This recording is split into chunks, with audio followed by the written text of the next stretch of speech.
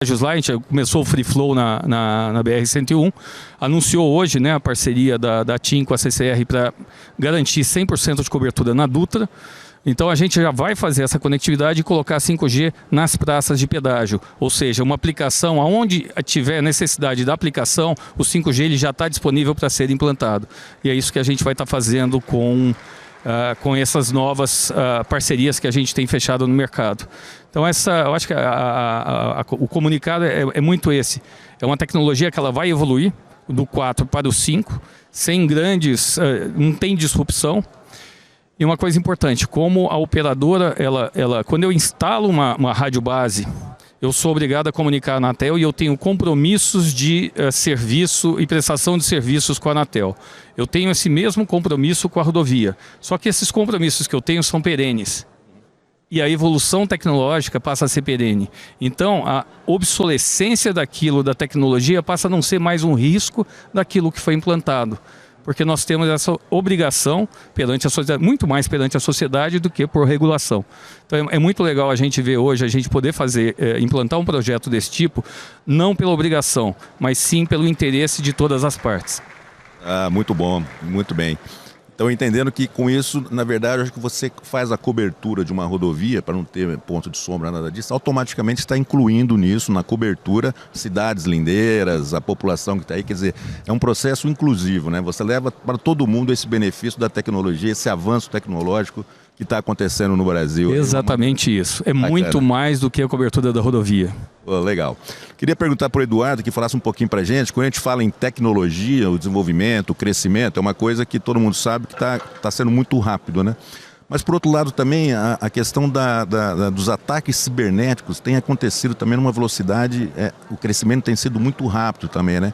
Como é que você entende, como é que você olha isso, como é que você acha que as empresas podem se proteger, porque tem a questão de proteção de dados, tem uma série de coisas envolvidas nisso que esses ataques cibernéticos acabam criando vários problemas, né? Bom, primeiro eu queria agradecer aqui a participação no painel. Hoje a cibersegurança já não é mais uma opção, né? Todo mundo tem que estar preocupado com isso. E com a convergência que está tendo entre TI e OT, né? Que todo mundo, que a gente vai ser muito beneficiado por isso, mas acaba tornando mais ainda uma porta de entrada aí para possíveis hackers, né? Qualquer ação que você tenha através de um link, alguma coisa que seja enviada para alguém, pode fazer com que o hacker entre numa estrutura de rodovia. Hoje você tem vários vendors na rodovia, então são vários equipamentos. Você tem que ficar preocupado com toda a atualização desses softwares, do hardware. Então, eu acho que a preocupação hoje, em termos de rodovia, é você ter uma longa extensão da rodovia, você tem vários equipamentos instalados na rodovia, e você cuidar disso para você não ser atacado, isso é um desafio muito grande, né? E não é só desafio de tecnologia, mas também de pessoas, né? Hoje, tanto na América Latina, nós somos muito reativos, né? A gente não está preocupado em se precaver, ser proativo, né? A gente acaba sendo reativo em relação aos ataques que ocorrem. Se você fizer uma análise de ataques, hoje a cibersegurança ela depende de 31% de pessoas, e você precisa de 31% de processos, e os 38% restantes são de tecnologia e da parte física, né, dos equipamentos. Então não adianta você fazer uma estrutura muito grande, mas se você não ensinar as pessoas que elas também precisam ficar atentas a isso. A maioria dos ataques que começam com conversas por e-mail e tudo, e a pessoa manda um link, a pessoa vai, e com essa massa de dados que a gente está ouvindo falar hoje, eu estava vendo o painel da CCR, a Cristiane Gomes até fez uma pergunta, com toda essa massa de dados que a gente tem, a vulnerabilidade é muito grande, né? A gente teve aí na segunda-feira um problema em um banco, né? Que até agora foi o problema de uma migração para a nuvem. Essa foi a informação que foi passada para todo mundo, né? Mas pode ser que isso não seja uma realidade. Então, todos estamos bem vulneráveis a isso, né? Então, o que a gente tem que trabalhar é como nos precaver, como nós vamos ser proativos nisso. E a gente só é proativo ensinando as pessoas, montando processos, fazendo uma checagem em cima dos equipamentos. Então, esse desafio em rodovias que são gigantes, né? A cobertura aí que você vai precisar fazer nas rodovias, em lugares que não tem, e como que você vai manter isso, essa segurança, isso é um grande desafio para as rodovias e mais ainda, né, ensinar as pessoas, né? Por exemplo, no aeroporto, quando você vai passar, você não tem problema de ser revistado. Por quê? Porque você sabe que se todo mundo for revistado, você tem a diminuição de algum problema. Então, por que não fazer isso nas empresas, né? Então, é um trabalho muito grande que a gente tem para conscientizar as pessoas que cibersegurança é importante, não só para o seu celular, mas nas empresas, né? Eu trouxe alguns números, né, que, só para vocês terem uma ideia, hoje, 49%, você tem um aumento de 49% de despesa quando você tem um problema de segurança. Para você identificar que você está com um problema na sua rede, demora 207 dias para você. E 70 dias só para você resolver esse problema. Em termos de ataque, hoje 85% das organizações já sofreram pelo menos um ataque. E uma pesquisa aqui no Brasil, 72% das empresas acreditam que a organização dela não está preparada para um ataque. Então isso mostra a vulnerabilidade que nós temos e que acho que com esse evento mostra que a tecnologia está aí e a gente tem que se precaver em relação à cibersegurança, porque uma rodovia com um ataque e para depois voltar isso, ou então alguém fazer alguma coisa em relação ao pedágio, você tem um free flow, você tem os painéis, um hacker entrar e começar a fazer ações, isso é muito preocupante, porque a gente está trabalhando com vidas também, igual o Eduardo Camargo falou, é uma prestação de serviço, né, a rodovia. Sem dúvida, foi muito boa a sua colocação, principalmente quando a gente pensa em termos de futuro, né? Estamos dizendo aí de essa conectividade ser efetiva, ser maior. Estamos falando agora de alguma coisa próxima de os carros autônomos, quando estiverem circulando pelas rodovias, vão necessitar de um 5G com uma latência muito baixa, uma banda grande para poder trafegar com muitos dados. E, consequentemente, essa questão da segurança cibernética passa a ser fundamental, porque se um hacker invade e assume o controle daquela rede que está ali implementada, pode causar um estrago não só financeiro, não só um dano em termos da Lei Geral de Proteção de Dados, mas também em relação a vidas, né? Sim. Então, nessa questão, na verdade, queria dizer qual que seriam os desafios para a implementação de uma infraestrutura de comunicação mais efetiva, vamos dizer assim, baseado também na questão da segurança cibernética, além da tecnologia, né? Queria que o Eduardo falasse, depois também o Paulo e o Moisés também sobre isso. Bom, num primeiro momento, assim, a estrutura de rede que é criada hoje para você ter essa infraestrutura de rodovia, eu acho que é um ponto muito importante, né? A gente tem que tirar um pouco de alguns mitos que tem, né? Eu já tenho um firewall, né? Só ter um firewall não adianta nada, né? Mas quem tem um não tem nenhum. Entendeu? Então, alguns mitos que existem de, mas meu segmento de TI é separado do meu segmento de IoT, hoje não existe mais isso, né? Então, eu acho que a proatividade é o mais importante. É você constantemente estar avaliando a sua infraestrutura, fazendo teste de vulnerabilidade, teste de penetração, fazer análises também de se você for atacado e houver um problema, como você faz para recuperar, né? A gente vê nas rodovias, tem os centros de gerências da rodovia, né, que são chamados CCO. Você tem que ter um backup, porque a rodovia não pode parar. Então, eu acho que você tem que juntar, fazer um arcabouço de atividades e de ações para que você se preocupe com isso, mas também tenha resposta para isso, né? Porque isso é uma coisa, a cibersegurança é esses sistemas. Quando a gente olha para o futuro, aquilo que a gente está plantando hoje é exatamente agora. A gente anunciou 3 mil quilômetros de rodovia. Eu citei a questão das vicinais. A gente olha para o Brasil, esse grande desafio, e aí sim um desafio enorme que a gente tem que conectar o país inteiro. E isso, quando a gente cria a padronização baseada numa regulação, né, que unifica protocolos, que unifica soluções, apesar da quantidade ser enorme, a gente vê, deixa de ser uma utopia. E quando você lê o tema aqui, conectividade em rodovia, ele começa com a palavra utopia. E hoje eu olho para a rodovia, eu não vejo mais utopia. Eu vejo uma realidade possível de ser implantada. Uma das coisas que a gente teve que trabalhar junto, eu estou vendo o Afrânio está aqui da Eco, foi desenvolver um modelo econômico que fosse viável na implantação para a rodovia. O modelo do operador era voltado para o usuário consumidor. Quando eu vou para a rodovia, que eu vou para outros segmentos, a característica da forma de investimento desse segmento, e aí no caso das concessões, é diferente da forma que a gente fazia a conta. Então, o trabalho ao longo do tempo foi exatamente esse. Conversar com regulação, conversar, entender quais eram as obrigações, seja da concessão, as obrigações que a gente tem junto à nossa regulação, eles com relação à regulação da NTT, mas para convergir numa tecnologia que unisse tudo aquilo que estava sendo especificado, todos os requerimentos que estavam sendo especificados, com a necessidade do mercado. E aí, quando eu falo necessidade do mercado, todos os carros hoje, todos os caminhões, tudo que sai conectado, e quando a gente fala do futuro da conectividade dos carros, está saindo conectado em LTE 4G. Hoje, né? Todos os carros da Stellantis, né? A Volks está anunciando a conectividade do carro, LTE 4G. Você vai no mundo inteiro, todos os carros estão conectados dessa forma. Então, dessa forma eu consigo, começa a integrar o que você comentou, a comunicação, que a gente chama de V2I, que é veículo para infraestrutura, veículo para concessionária, no futuro veículo para veículo, veículo para pessoa, aumentando a segurança de tudo, porque está tudo conectado.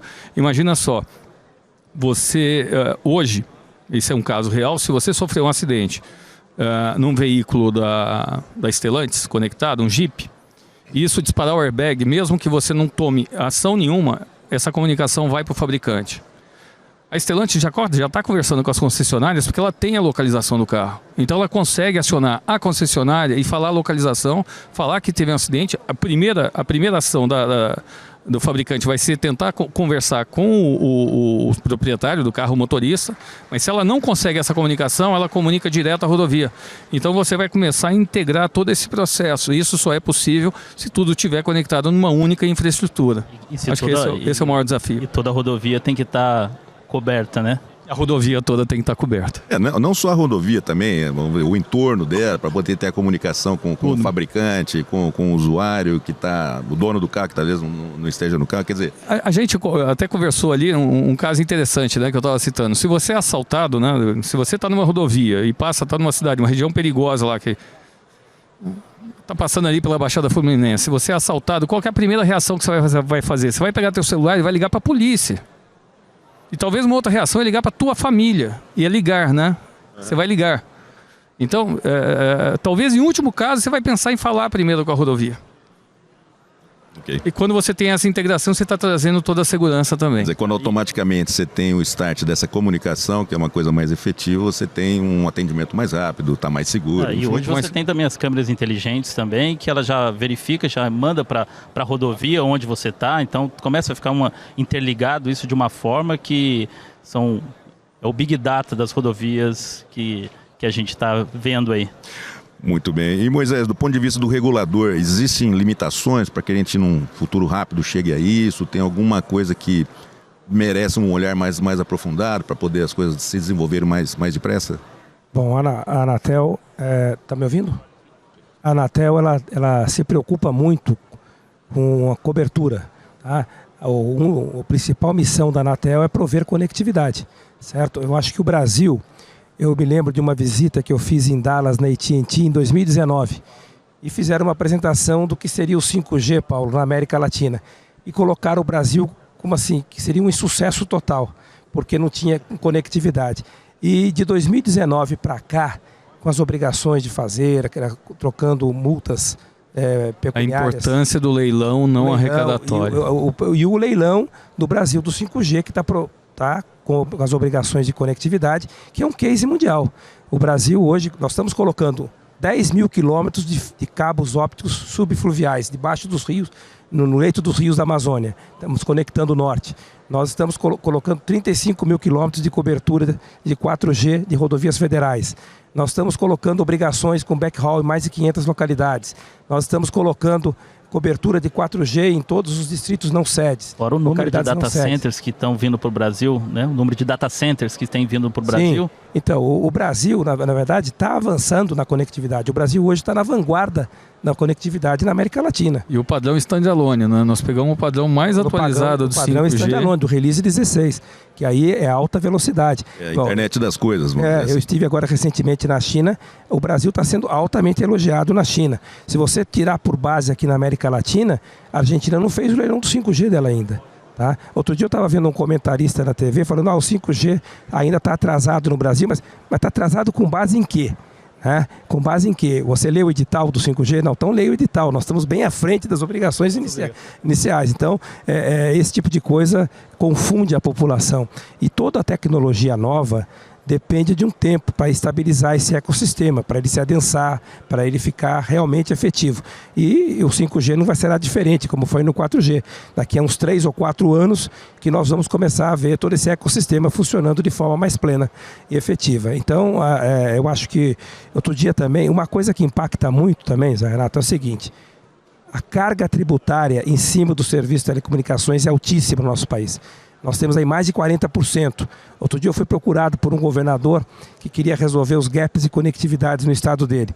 Eu falei, reduz o ICMS e vamos fazer uma contrapartida aqui para que esses gaps sejam sanados. Então é simples assim. Então a telecomunicação é sinônimo de desenvolvimento. Se você tributa isso uma carga altíssima, você não está querendo prover o desenvolvimento. Acaba limitando esse estado. Então, é interessante porque tudo que é utilidade pública tem a carga tributária mais alta. Telecomunicações, energias, você vai ver lá, você tem 40% de carga tributária. E as empresas, para investirem, precisam de recurso, precisa de investimento, precisa de financiamento, precisa, enfim, não é tão simples assim. Então, a carga tributária realmente, eu acho que hoje é o que mais trava a evolução do setor de telecomunicação no nosso país. O estado de São Paulo é um estado altamente servido, provido de conectividade. Mas se você pega, por exemplo, o Vale do Ribeira, é onde tem os maiores gaps de conectividade, e tem uma rodovia federal ali, a BR-116, que ali precisa. Se você coloca o 4G, por exemplo, aquelas cidades ao entorno, 30 quilômetros de um lado ou de outro serão cobertos com 4G, que está mais que suficiente, né? Outro dia eu dei uma entrevista no Canal Rural e me perguntaram, por que, em vez do 5G na propriedade rural, olha, se você tiver conectividade, seja ela por fibra, seja ela por 4G, está ótimo. Se você quiser fazer um SLP, um 5G dentro da propriedade tua, conectando os dispositivos da tua máquina, ótimo. Você paga R$400, pega uma frequência na Anatel e vai utilizar dentro da tua propriedade. Então, isso não é problema. O maior problema do Brasil hoje é sanar esses gaps de conectividade, principalmente nas regiões mais longínquas.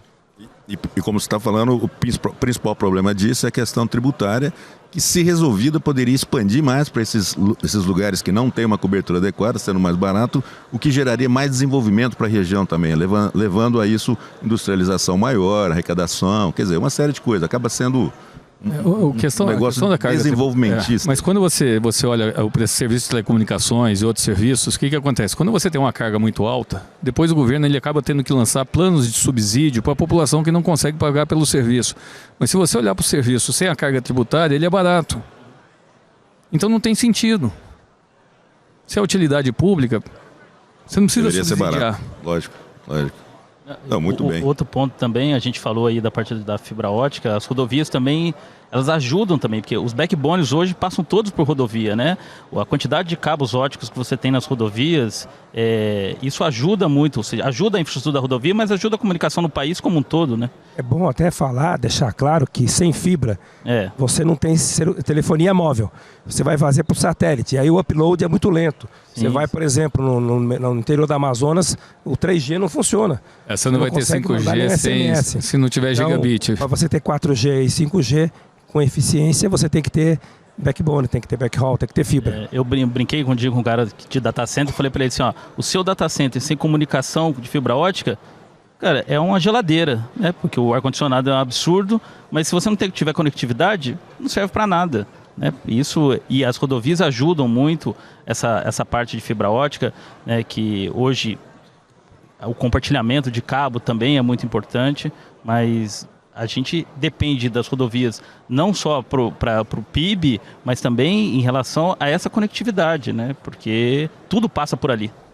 O Moisés citou a questão do atraso ou não, né? Desde que foi lançado em julho do ano passado o 5G, hoje na rede da TIM 40% da população brasileira já é atendida com a tecnologia 5G. Duas coisas vão se desenvolver: essa expansão da conectividade, que está bem avançada em relação às obrigações, e depois a questão dos dispositivos, que a gente está vendo que as trocas agora estão ocorrendo. Também só para deixar claro que para você utilizar essa frequência de 3.5 GHz, ela é uma frequência ocupada. A gente costuma dizer que ela tem que ser limpa. E isso está avançado no trabalho de limpeza. Hoje, 80% do nosso país está apto a receber essa tecnologia 5G pura, porque já foi limpa. Então tem serviço satelital, o FSS, são as antenas satelitais terrenas que sofrem saturação, interferência, tem as parabólicas, e isso está num processo bem avançado, e 80% hoje da população do Brasil já está impactada para receber esse serviço. Agora, não quer dizer que as operadoras tenham que colocar imediatamente, elas têm uma obrigação editalícia e precisam de fôlego para isso. E aí vem até a minha carga tributária, né? Também. Não, perfeito, deu para entender bem. Quer dizer, então em termos de reduzindo carga tributária, equacionando a questão da expansão, os benefícios potenciais para a economia e qualidade de vida dos cidadãos vão ser uma realidade, é isso, né? Porque a universalidade, na verdade, desse serviço de comunicação é que o mundo precisa. Já é uma realidade. Quando a gente pegar o começo da minha fala, telecomunicações foi democratizada no Brasil. Quando a gente fala democratização, é que a gente desmonetizou. Hoje, por o que a gente chama de receita média por usuário no Brasil é $6. Se a gente pegar os Estados Unidos é $36. Mas mesmo com esse valor por usuário baixo, hoje você tem uma linha celular com baixíssimo custo, a gente já universalizou o serviço. A conectividade em rodovia, o que a gente está vendo agora, é que com essa ação que está sendo feita de implantação, também já é uma realidade. Então eu tiraria a questão da palavra utopia. Agora é só uma questão de interesse e de implantação. Uma coisa que o pessoal não citou, e eu acho que vale a pena citar aqui, e eu conversei com o Moisés sobre isso, é que nessas rodovias federais, os acordos que a gente está fazendo, as redes vão ser abertas, os acordos de roaming, interconexão, para que qualquer usuário de qualquer operadora tenha a conectividade na rodovia. E aí sim a universalização dos serviços dentro daquilo que a concessionária tem que prestar de serviço. Ótimo. Quer dizer, e para isso, para o aumento dessa universalização, as parcerias públicos-privadas e iniciativas colaborativas deve ser muito importante. Só começando aqui, aliás, no leilão dos 700 lá do 4G, lá atrás, na limpeza do LTE, já tem uma parceria público-privada, que foi a empresa EAD, que foi criada para digitalizar os canais analógicos de TV e limpar aquela faixa. Isso sobrou recurso. Com esse recurso, nós digitalizamos mais de 1.700 estações em milhares de municípios no Brasil, e ainda construímos um backbone de Santarém, Manaus, subfluvial também, que foi inaugurado agora semana passada. Então são 1.200 quilômetros de fibra. Né? E agora, no 5G também foi criado EAF. No caso da limpeza da faixa de 3.5, as empresas aportaram 6,3 bilhões de reais. Já fizemos maior limpeza, ainda tem o mesmo saldo, tá? Porque só com a aplicação a gente está conseguindo operar. Eu tive no Panamá recentemente, no encontro do BID, e eu falei que o maior sucesso do Brasil é a parceria público-privada. Se nós olharmos nos últimos 10 anos, o que deu certo no país? A parceria público-privada ligada à Telecom. Moisés citou uma palavra, ecossistema. Quando a gente olhar todas as soluções que são aplicadas, ecossistema significa parceria. E também, só para falar, esses backbones que nós estamos lançando, a capacidade deles é 96 terabits. São 24 pares de fibra. As empresas de cabo submarino do Atlântico estão nos contactando porque querem interligar com os países do Pacífico. Então você não está só conectando, você está gerando um OPEX para toda essa rede que vai se manter. E hoje a parte de comunicação, que eu estava falando de data center, hoje aqui no Brasil já estão lançando os cabos de 1.268 fibras, né? Uma coisa que a gente já não via aqui. Então isso, só voltando a falar um pouquinho dos ataques, né? Eu li que hoje em dia você consegue comprar um ataque via internet quando você não conseguia entregar um trabalho de faculdade, você fazia o quê? Você não entregava, depois você apresentava um atestado médico. Hoje você compra um ataque na internet de DDoS em cima da página da faculdade, derruba e você não entrega e fala que ó, eu não entreguei porque a página estava fora. Então, qual a facilidade que você tem hoje em relação a esses ataques? Isso aqui vai ganhar alguma facilidade. Então tem que ter um trabalho educacional também para o nosso país, para que saiba que usar equipamentos não certificados, roubar conteúdos, isso é crime e traz graves problemas para toda a rede.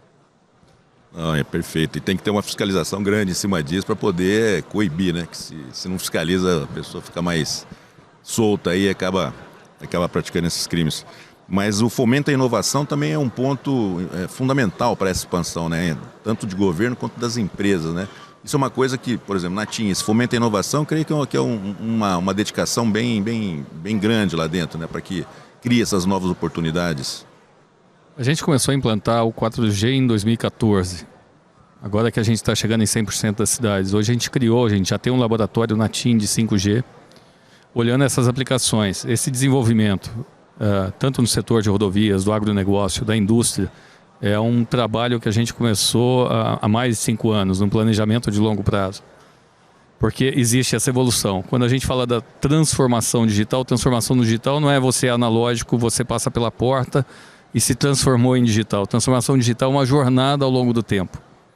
E essa jornada faz você migrar de tecnologias. Por isso que a gente comentou muito do 4. Lembrando aqui o cronograma, né, o gráfico da implantação do celular no Brasil, nós ainda temos a rede 2G, 3G ativa, 4G ativa, colocamos agora a rede 5 e nós temos ainda milhões de dispositivos na rede 2 que a gente tem que manter por causa de tecnologias passadas, mas que a gente tem que atualizar e o país vai ter que passar por essa atualização, essa transformação digital. O Ministério da Fazenda já tem um cálculo do Ministério da Fazenda falando em transformação digital do ganho sobre o PIB do país, né, de quantos trilhões o país vai ganhar com a transformação digital. E quando a gente olha para o Brasil, que a gente começa normalmente pelas grandes indústrias, o grande mercado brasileiro é pequeno e média.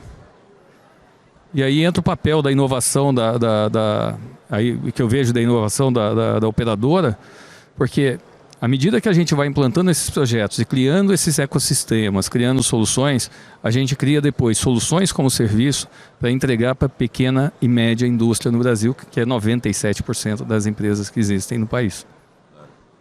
Não, perfeito. Uma outra coisa também em relação à telefonia móvel, pagamentos digitais, está tendo um crescimento muito grande, né? Agora, porque o smartphone acaba sendo uma convergência de meios de pagamento, né? Nas rodovias a gente tem 3 tipos de pagamento. Tem um que é aquele em dinheiro, que você faz o pagamento. Tem outro que é o automático, que você passa sem parar e tem uma leitura de um tag que tem no veículo. E agora sim estão sendo aplicados pagamentos através de débito ou crédito. Então essas opções todas o usuário tem condição de fazer utilizando um celular, menos aquela onde você passa pela cabine automática, que você não tem a parada. Essa modalidade de pagamento do pedágio automático, sem parar, onde você chega próximo, tem uma antena, identifica, é possível fazer pelo celular? Como é que funcionaria isso? O que a gente está fazendo é exatamente conversando com as concessionárias. É possível sim, você pode ter um digital wallet, essa cobrança pode vir na conta do celular, pode vir na conta de energia, pode vir em qualquer conta. Você falou do sistema de pagamento, né? O Pix, o Brasil é uma coisa interessante, de novo pela idade jurássica, o sistema de pagamento brasileiro, lançado lá em 2000, é o sistema mais eficiente de conexão interbancária, que tirou o Banco Central o risco, né, que existia naquela época, foi implantado no Brasil em 2002. Nós viemos agora com o Pix, e você olha a evolução do Pix como sistema de pagamento no Brasil, é incrível a visão, a criatividade e a capacidade que o brasileiro tem de criar e colocar soluções viáveis para toda a economia. Então, essa questão digital wallet, de vir na conta ou não, como eu faço esse pagamento, eu passo pelo pedágio, faço a leitura de placa, mando uma comunicação, como é que eu comunico com esse cliente? Então, hoje a gente tem todas as formas de comunicação para que esse cliente ele possa efetuar. Aí eu não tenho tag lá para ter um free flow. E outra coisa que também a gente estava discutindo, você vai numa rodovia fora, se você for pagar o pedágio, você sai da rodovia, porque não é para parar o fluxo. E aqui, na realidade, na maior parte você acaba tendo que desviar para passar. Você paga na saída ou na entrada, mas durante o trajeto não. E aí imagina o seguinte, né, do ponto de vista da concessão, o custo de se manter uma estrutura pedagiada 24/7 para atender todos os veículos que estão passando, se a tecnologia aí hoje permite que você não precise ter esse tipo de estrutura.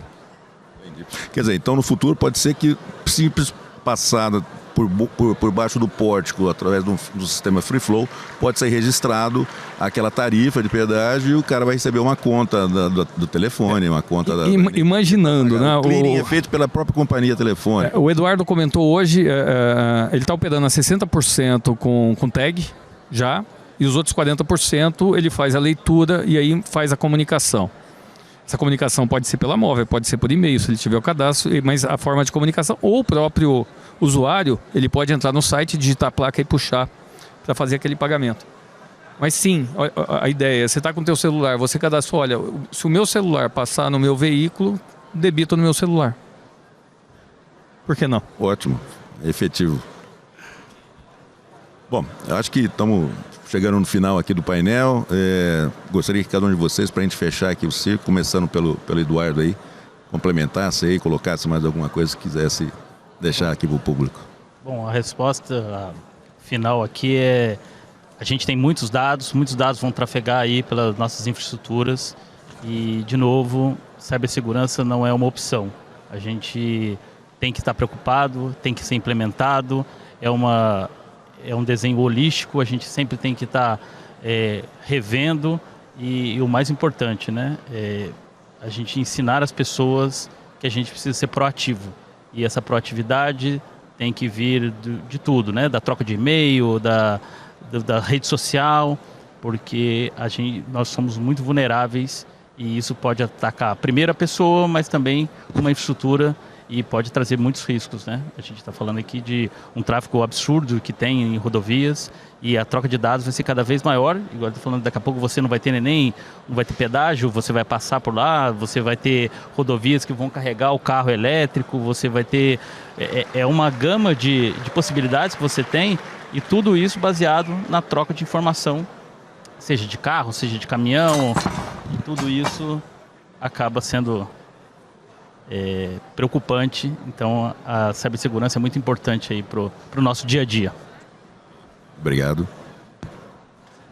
Eu acho que a mensagem eu vou voltar lá no começo da transformação digital de diversos segmentos. Quando a gente olha para a rodovia, uma das coisas que a gente aprendeu nos últimos 4 anos foi escutar. Apesar de ser vendedor, né, e ser muito difícil a gente exercitar esse sentido, né, que é o ouvir as pessoas. O compromisso nosso, eu acho que o propósito principal é melhorar a vida das pessoas em tudo.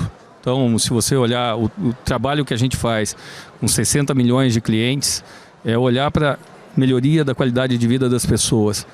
Se a qualidade de vida passa pela rodovia e a gente tem que melhorar a comunicação da rodovia, melhorar a qualidade de vida para você trafegar melhor, mais rápido e tudo mais, o que a gente quer é ser parte do ecossistema, entender as necessidades e se integrar a esses diversos setores. Obrigado. Moisés? Bom, a agência Anatel está muito preocupada em prover conectividade sempre. Então, quanto antes resolvemos esses problemas de gaps de conectividade no nosso país, melhor.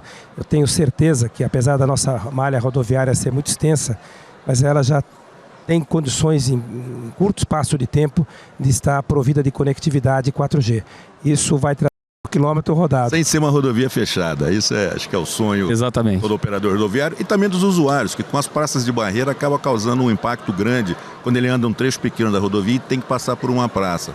O Free Flow vai melhorar um pouco isso, que você vai ter mais porte, que tal, divide mais, mas essa questão de pagar por quilômetro sem ser rodovia fechada, que não é o caso que tem na Europa, vai ser fundamental aqui com a ajuda da tecnologia. Quando a gente tem a oportunidade de visitar essas empresas desenvolvedoras de tecnologia, como Huawei, Qualcomm e outras, você observa que as aplicações que estão surgindo são impressionantes. Acho que a grande maioria aqui não tem ideia do que vai acontecer no futuro próximo. é algo que eu nunca imaginei na minha vida. Eu sou do tempo quando nasci lá no interior, o telefone da minha casa era de manivela ainda, número 43. Então agora é algo impressionante mesmo. É isso. Ele é da classe média, ele tinha telefone em casa. Bom, pessoal, agradeço a vocês aí pela disponibilidade, por ter trazido para a gente aqui uma série de informações sobre esse desenvolvimento tecnológico. E para mim ficar claro que logo mais aí num curto espaço de tempo, 10, 15 anos, vamos estar atingindo essa utopia digital aí na conectividade das rodovias. Muito obrigado aí.